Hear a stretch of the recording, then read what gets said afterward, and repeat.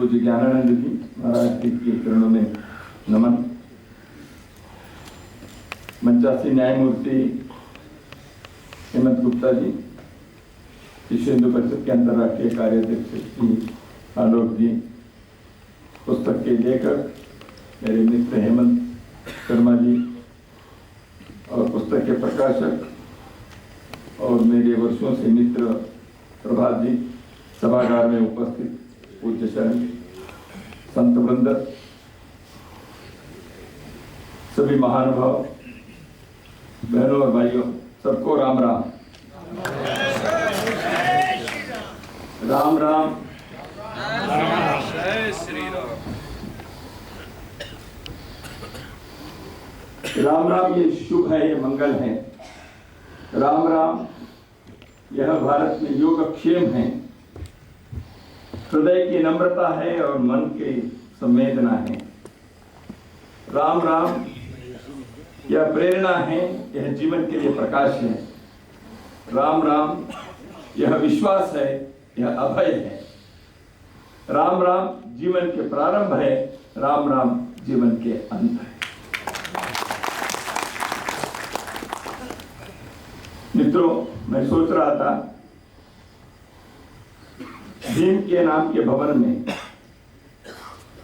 श्याम जी के गीता के प्रचार करने वाले संत के सानिध्य में राम की पुस्तक का विमोचन है।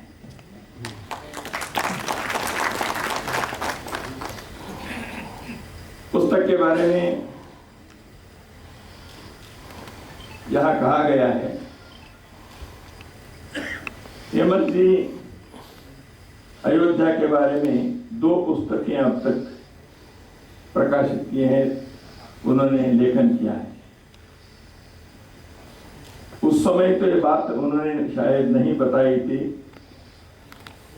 कोई रात की नींद में आकर आपको लिखने के लिए कहा है, शायद कहा हो तो मुझे याद नहीं है।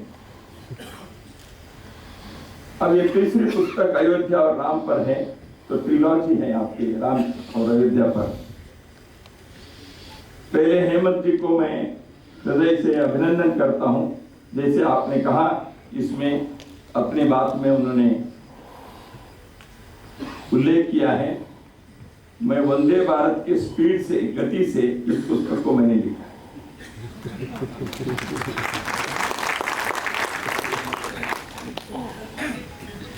तो इस पुस्तक के लिखने के लिए मंच पर 2 छोर बैठे हुए महानुभावों ने प्रेरणा दी है, आलोक जी और प्रभात जी। आलोक जी ने जैसे दूसरी पुस्तक के बारे में भी आपने उल्लेख किया, हेमंत जी को उन्होंने कहा कि ये पुस्तक लिखनी चाहिए। तो प्रभात जी तो तैयारी बैठे रहते हैं, पुस्तक आए तो मैं छापूं और उससे प्रकाशन करूं। और प्रभात जी ऐसे प्रकाशक है, इस प्रकार के पुस्तक से मुझे कमर्शियल लाभ क्या है ये एक क्षण के लिए भी नहीं सोचते हैं, और ये राम जी के काज है ऐसे ही आप सोचते हैं। सारा परिवार इस प्रकार के राष्ट्रीयता से जुड़े इस सरस्वती की आराधना में वो जुटे हैं। इसलिए राम जी की कृपा इन सभी पर सदैव रहे, यही मैं आप सबकी ओर से कामना करता हूं, प्रार्थना करता हूं। पुस्तक बहुत सारे आए हैं, आने वाले। अभी मैं ही जानता हूं, मेरी मातृभाषा कन्नड़ में, मैं अभी पिछले दिनों बेंगलुरु गया था, तो हमारे कार्यकर्ता ने इसी स्वर्णिम अवसर जो रामलला की प्राण प्रतिष्ठा पुष्य मास के शुक्ल पक्ष के द्वादशी दिन होने वाले हैं, जिसको 22 जनवरी कहते हैं, तो उस दिन होने वाला है, इसी को निमित्त बनाकर एक कन्नड़ पुस्तक अभी भी प्रकाशित हुई है।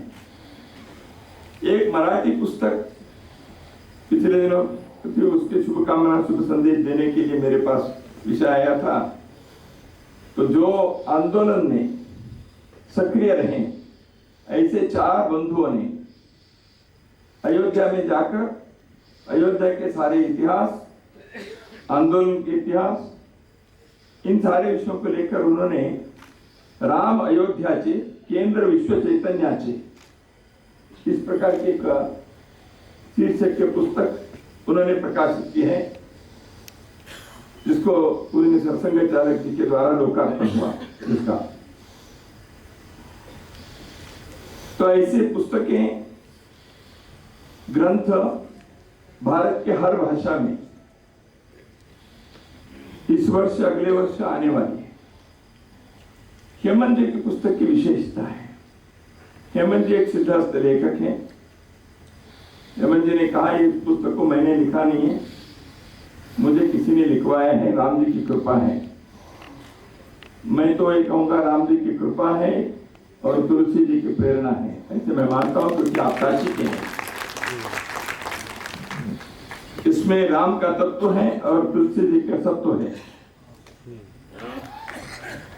तो मैं कल रात को थोड़ा सा इस पुस्तक को 12 बजे 1 बजे के समय इसको पलट रहा था। जैसे आपने कहा, एक बार वो पुस्तक पढ़ने के शुरू करने के बाद इसको बंद करना मुश्किल होता है, लेकिन आज दिन भर में कार्यक्रम है तो मैं थोड़ा सा सो जाऊं ऐसे सोचकर जबरदस्ती पुस्तक को मैंने किनारे कर दिया। लेकिन इसमें 2-3 अध्याय मैंने पढ़ लिया रात को।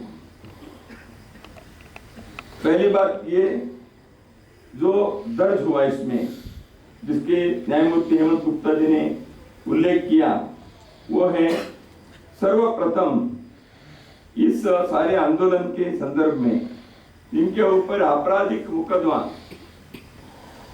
दर्ज हुआ 28 नवंबर 1858 को। निहंग फकीर सिंह खालसा, इनके परिचय देते हुए जैसे अभी उल्लेख हुआ, उन्होंने चबूतरा उसको हटाने के लिए प्रयत्न किया तो वो हटे नहीं, वहीं बैठे रहे, चबूतरा के भी विस्तार करते रहे। और अंतिम वाक्य इस परिचय में हेमंत जी लिखते हैं, इससे इतना तो पता चलता है कि राम जन्मभूमि की मुक्ति के लिए पहली लड़ाई एक सिख ने लड़ी और जिस पर इस कार्य के लिए पहला आपराधिक मुकदमा भी चला। मैं इतना ही कहना चाहता हूं, दिल्ली में यह कार्यक्रम हो रहा है, यह एक वाक्य हिंदुस्तान के इतिहास के एक महत्वपूर्ण बात को यहाँ इंगित करते। जिस चीज के लेकर आज लड़ाई चलती है, कुछ लोगों ने अनावश्यक इतिहास के सत्य को दबाकर अपने ही नैरेटिव चलाने के लिए जो प्रयत्न कर रहे हैं, उनके लिए इस एक वाक्य से एक बड़ा उत्तर मिलता है, मिलना चाहिए, ऐसे मुझे लगता है।